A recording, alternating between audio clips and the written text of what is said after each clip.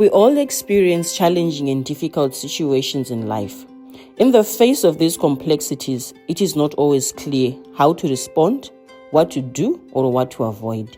It's easy to get stuck in these moments and stop moving forward in life.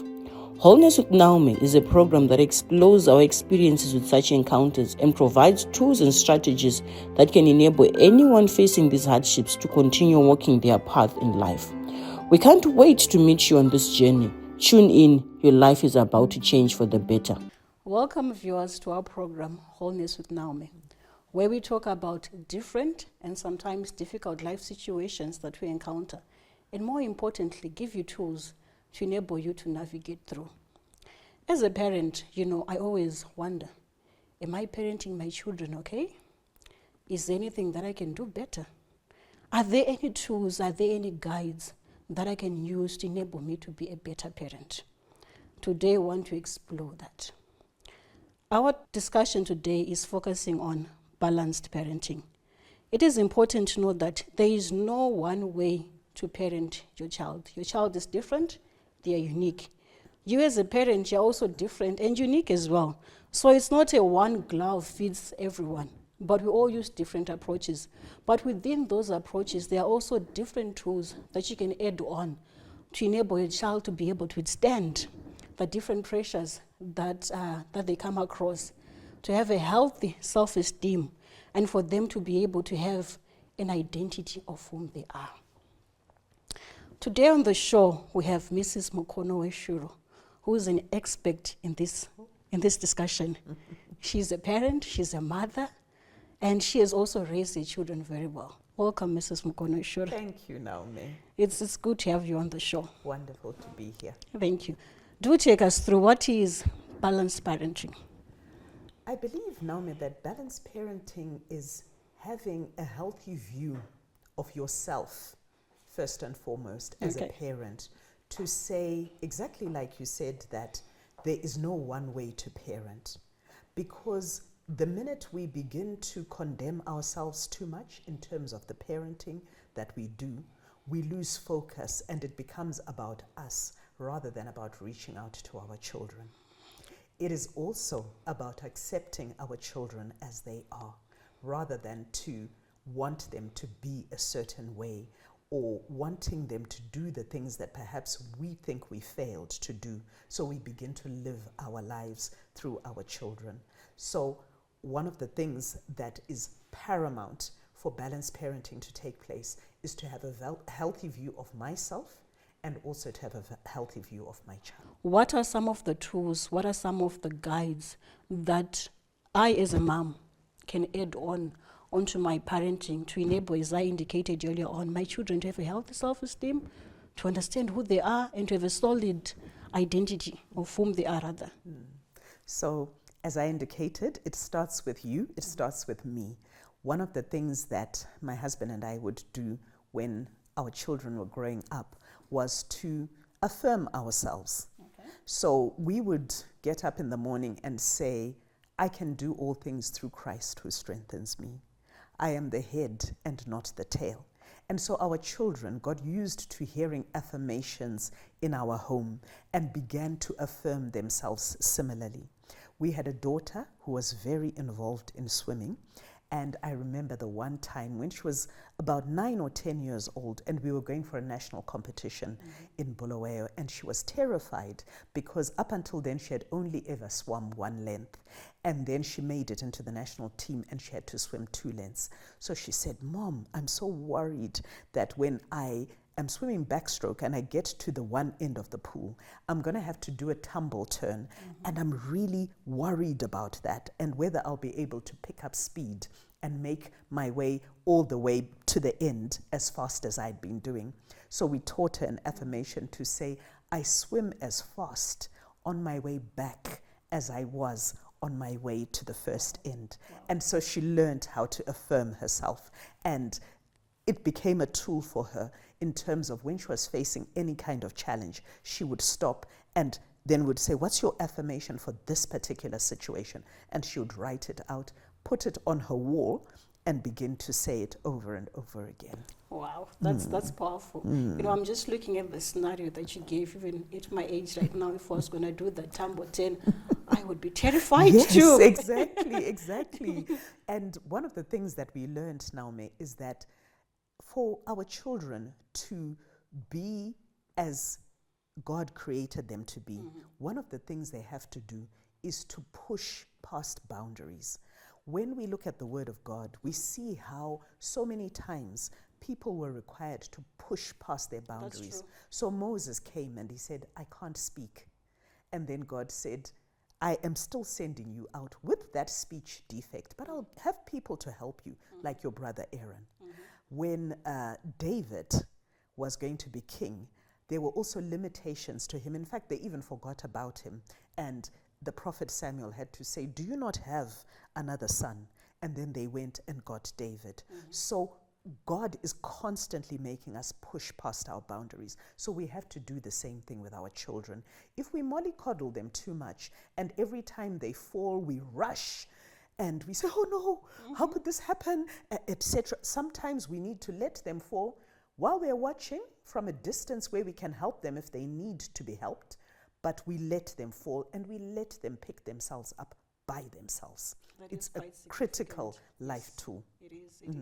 And by doing so, you're allowing your child to be themselves. Yes. And walk in their genuine path. Exactly. And to find out how strong they are, because then they come back and they say, I can do this. You know, I just think of the time that Jesus sent his disciples out, and then they came back, they were so excited, and they said, you know, even the demons are subject to us in your name.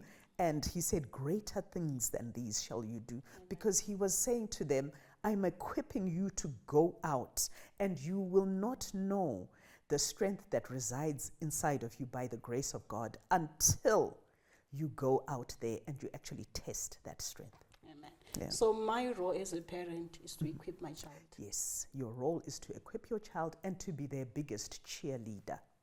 So sometimes, you know, when people are running around a track, the temptation for a parent is to hop over and start running with the child. I nearly did that at some point. Yes, but the thing that we have to do is to cheer them on while we are on the side. We come alongside of them and we cheer them on. That's profound. Yeah. Thank you. I really just want to delve more into this into the subject of balanced parenting. But before we do that, let's take a break.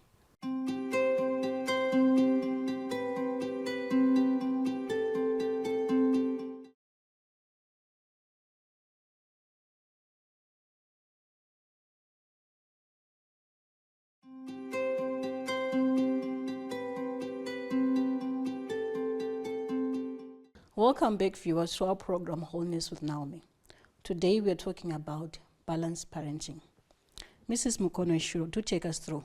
What are some of the enablers that one can incorporate in their parenting?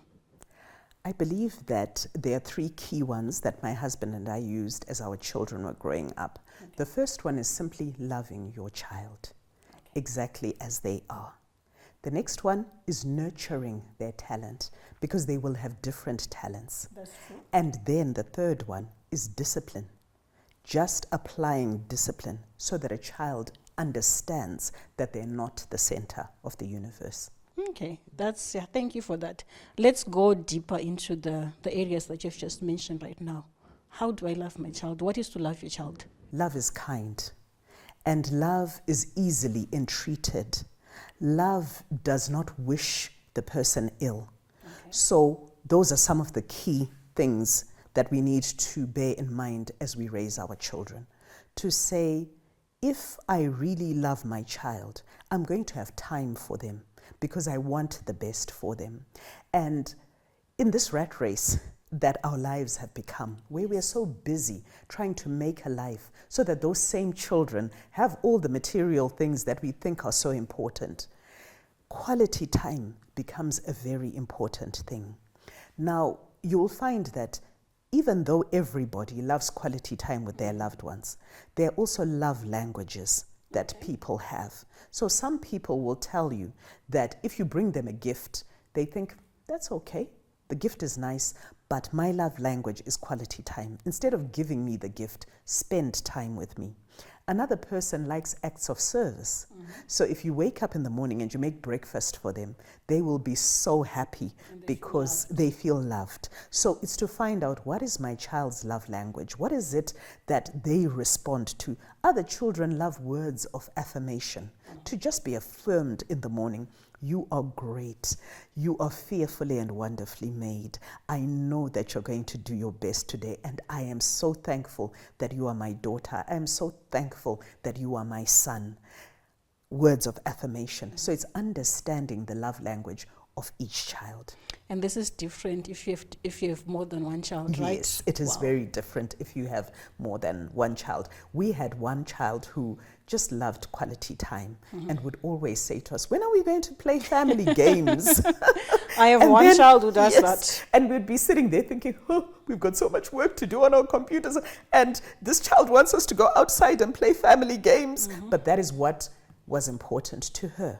So it's very important to understand what your children respond to and make sure you provide them with that. Thank you for that. You know, as you're just talking about spending quality time with your children, I just want to throw in something in there. You know, there's so much technology around us, and the business that you once spoke of, you know, I'm sitting there, I'm on my phone and my child is sitting there. Is that quality time? No, that's not quality time, because quality time has a measure of intimacy. Okay. And to describe or define intimacy, one of the definitions is self-revelation for the purpose of knowing and being known. So if I'm sitting with my device and you're sitting with your device, we are not really coming to know each other. Yeah. Yes, we're sitting together, but I'm not coming to know you. There's nothing about me that's being revealed to you. There's nothing about you that's being revealed to me. That's true. Yeah. So we need also to just take a stock of that quality time that we say, I'm spending time with my child. Am I actually engaging and spending time with my child? Yes. Thank you so much for that. You mentioned the other area, being nurturing talent in your child. Yes. Take us through that. Yes, like we all have different gifts and talents. Yes. You know, God has made us also diverse, so full of his wonder in terms of the things that we can do. And it will be different for each child. And so one of the things that we learned early on is to try and identify what our children love to do. Because oftentimes the gifts that God has given you can be seen by what you're passionate about. That's true. What is it that you spend most of your time thinking about? What is it that you would do even if you were not paid? So this applies also to my child. Our children, yes. The things that they talk about a lot, they will often tell us what they're passionate about. And they'll be different. So now we need to find out, okay, how do I nurture the talent in this one? For example, as I indicated earlier, we had one child who loved to swim. She would say to us, when I dive into the water, I feel myself like I am just in the space where I should be. And so we began to nurture that in her. Then we had another child that loved to paint. And so we would allow that to take place. So we have to find out what it is that each of our children is interested in. Then we had another one who was extremely academic. And what we found out about all of them is that even their grades in school were better once they were doing the extracurricular activities that they were passionate about. Thank you. That's insightful. I just want to throw in something as well. Can personality of a child be an indication of their talent or their gift? I'm referring to sometimes you have a child who's strong-willed. You know, sometimes it breaks you as the parent. Is there an indication of the talent around that child? How do you go and navigate around that? Yes, I absolutely hear what you're saying, because I have some very strong-willed children. Yes. And one in particular was always fighting with her siblings, always. It was like every morning you'd be hearing, until eventually one day I said to her, do you have to fight with your siblings all the time? Why can't you just keep quiet? And as she grew up, she was very involved in debating.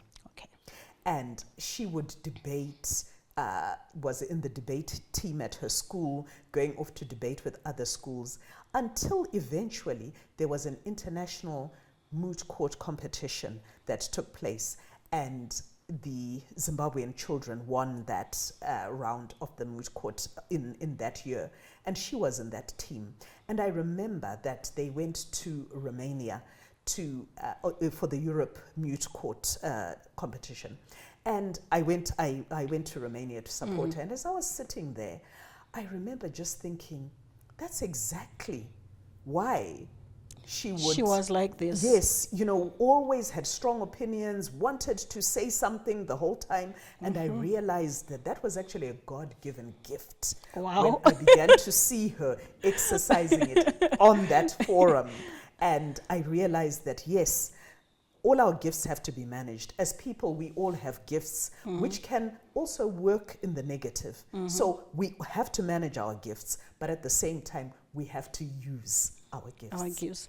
Yeah. As you're talking, I'm just remarking at one of the conversations that happens in my car almost on a daily basis when I'm driving my kids to school. My other child says, you always think that you are right, and you're the one who has the last say. Yes, exactly. So, and sometimes I don't know how to handle that as a parent. That is this a gift? Yes. How best can I nurture it within my child? But as you're sharing this, it's also just enlightening me as well. Yeah. So it sounds to me like that child has very definite views, very definite direction in life, and that's a gift, because the number of people that actually don't know what they want to do, they don't know, and anybody can influence them. Anybody can come along and make them do what they think is important rather than what is important to the child. Wow. So it's good to have a child who has very definite ideas, because then they're less likely to be influenced, even with the vices that we were talking about. You were talking about substance abuse, etc. They are more likely to reason for themselves and say, will this thing that I'm being offered, is it really good for me? They can reason that through for themselves. But people that are inclined to listen to what everybody else say and to back off quickly and say, oh, it's okay, chances are they're more easily influenced. That's true. That's right. Yes. And one of the things that my husband would often do with our children was to ask them what they wanted to do. Because he would say, your voice is important. We need to hear you, so that our children would feel free about communicating their thoughts, their desires, their views. And he would explain and say, we may not always say yes to what it is you're telling us, but it's important that you have a say. That you have a say. That's important. Yeah. That was good. I just want to take you back to what we were sharing on just earlier on having a child who's strong-willed. So what may come across as something which is, we are also cultural.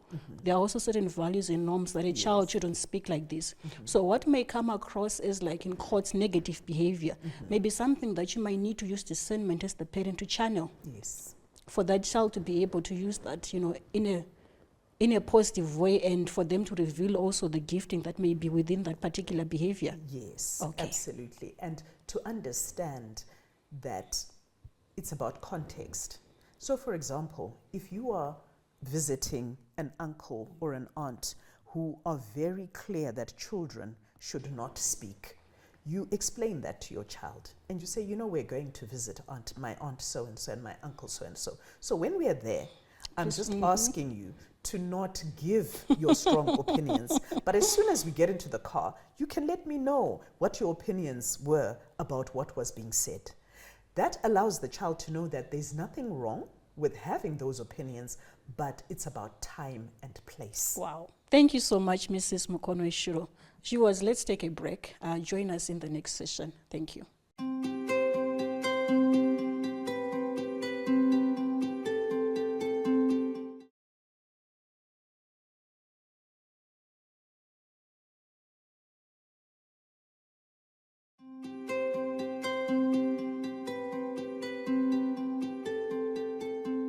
Welcome back, viewers, to our program, Wholeness with Naume. Before we went on a break, we were talking about nurturing talent within your child. Mrs. Mukono-Eshiro, take us through what is disciplining your child. I know this area has a lot of issues surrounding it as to what can you use, how can you use it, when can you use it. Take us through, how do you discipline your child? Well, first, I think it's to debunk the myth around discipline. That discipline is not something that is harsh Okay. or cruel, but that it's really saying to your child, I want you to be a disciple of me as I follow Christ. Wow. That is what discipline is. I never thought about it in that way. So yes, and sometimes it may involve very harsh treatment as the child sees it. So it may involve spanking. Okay. That is a good discipline, because we know that oftentimes children will not listen. And so it's okay to spank your child. Okay. It is also okay to find other ways to discipline your child. For example, the withdrawal of privileges, Okay. especially as they get older. You can say, can I have your device for the next 2 days because you have not used your device in a responsible manner. Okay. You can decide that they're not going to go out with their friends. So there's different ways of disciplining, but we must discipline. Otherwise, what happens is our children begin to think they're the center of the universe. That's true. Which they're not. And so they're going to go out into the world and find out that they're not. It's better for them to learn that they're not in our homes. Wow. Thank you for that. On the aspect of spanking, can you use anything to spank your child? And is there an age that you can say this is the age that, one can spank their child? At this age, maybe may need to use something different. We're talking about different children. How can we also just address that particular issue? Yes. I love the point that you make, that our children are different. So you will also have to take a look at which method would work best for which child. But when it comes to spanking, we always believed that because the hands are the same instruments that we use to hug our children, Yes. to touch their faces, to show them love, we would not spank them with our bare hands. We would use something, Okay. whether it was a wooden spoon, and in fact, it was a wooden spoon. We'd spank them with a wooden spoon. Okay. Now, obviously, you're not going to spank a 14-year-old with a wooden spoon. As they get older, as I indicated, we can begin to have discussions and to say, do you see what this action of yours has caused? And as a result of this action of yours, this is the privilege that I'm going to take away from you until you understand how to handle it. I want to bring back something which I also do as a parent. Sometimes I threaten. Yes. Can we say that's also something I can do? I Yes. threaten them, I'm going to beat you if you continue doing this. Yes. And I think that is normal, because they must know that there are consequences. And they're what we call natural consequences. Natural consequences are consequences that we don't even have to set into motion. So, for example, if a child runs outside without wearing their shoes and they run into a thorn bush, that's a natural consequence of not That's having true. listened to us saying, put on your shoes. That's true. Then there are consequences that we, as the parents, are actively involved in. And as you're saying, we'll say, if you don't do this, I will do this. Now, the problem comes where, as parents, we don't follow through on the threat if the child continues the behavior. Because remember, relationships are continually about boundaries and That's true. testing boundaries. That's true. So a small child, you'd be amazed, the littlest child knows how to test boundaries do know. with their parents. And so what they'll do is that they'll do it, and they'll be watching you to see if you're going to do anything. And if you do nothing, they know, Next she's time, a let me add on. walkover. I'm going to do the next thing and the next thing. Until suddenly you have this big monster, to use a term, like when you've got a little animal and you're just, patting it and feeding it, and it's doing whatever it wants. It's running around the house and you're letting it go. But this animal is growing, and suddenly it's a monster, and you can't control it anymore because it's bigger than you. And so you need, when the child is little, they need to know that when mom says, I'm going to do this, She'll and if do I it. continue, she will do it. That's good. Yeah. Thank you for that. That, I believe, was wisdom in action. Right there, that was wisdom. Thank you for that. Thank you, viewers, for listening through on our program. Today, we learned a lot on balanced parenting. And as you are there sitting and watching us, as a parent, you're doing well, you're doing good. Use some of these enablers that we're discussing to add onto what you already are doing as you parent your child. Do join us next week as we continue with our program, Wholeness with Naume. Continue staying in wholeness. Thank you.